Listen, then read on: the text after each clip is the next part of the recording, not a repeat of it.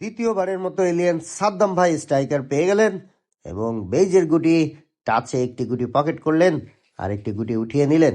আবারও কিন্তু মাইন নেওয়ার চেষ্টা, আরও একটি গুটি হাতে নেওয়ার চেষ্টা এবং চমৎকারভাবে কিন্তু বেইজে নিয়ে গেলেন।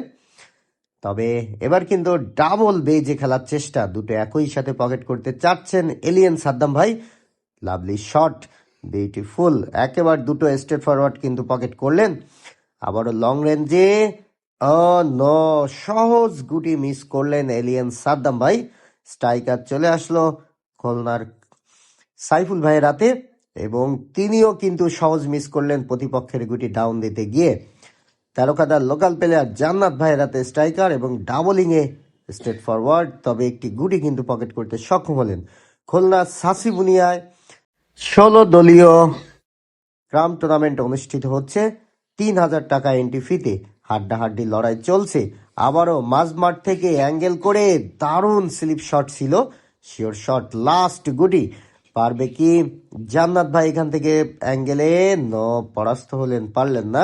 স্ট্রাইকার চলে গেল খুলনার ডুমুরিয়া সে ভাইরাল প্লেয়ার খালিদ ভাই। প্রথমেই শুরুতেই কিন্তু বেইজের গুটি পকেট করলেন। আবারও কিন্তু মিডিয়াম রেঞ্জ থেকে বিউটিফুল শট। হাড্ডাহাড্ডি লড়াই চলছে, প্রচুর দর্শকের সমাগম কিন্তু এই টুর্নামেন্টে। আবারও লং রেঞ্জের চমৎকার লাস্ট 3টে গুটি পারবে কি খালিদ ভাই এখান থেকে পয়েন্ট লুফে নিতে?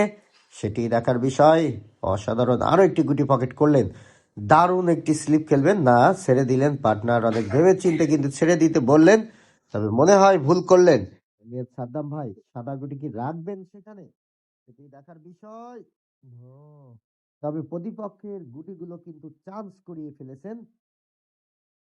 দেখা যাক, সাইফুল ভাই প্রতিপক্ষের গুটি ডাউন দিলেন, তবে বেশি একটা সুবিধা করতে পারলেন না। আবারও কিন্তু প্রস্তুত জান্নাত ভাই, লাস্ট গুটি পারবে কি?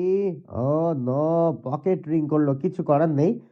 কিছুটা নাটকীয়তা চলছে এই টুর্নামেন্টে। আবারও খালিদ ভাই মাইন নেওয়ার চেষ্টা, তবে তিনিও কিন্তু পরাস্ত হলেন। লাস্ট গুটি এলিয়েন সাদ্দাম ভাই, তিনি কি ছাড় দিবেন? 7টি পয়েন্টের হাতছানি এবং লুফে দিলেন।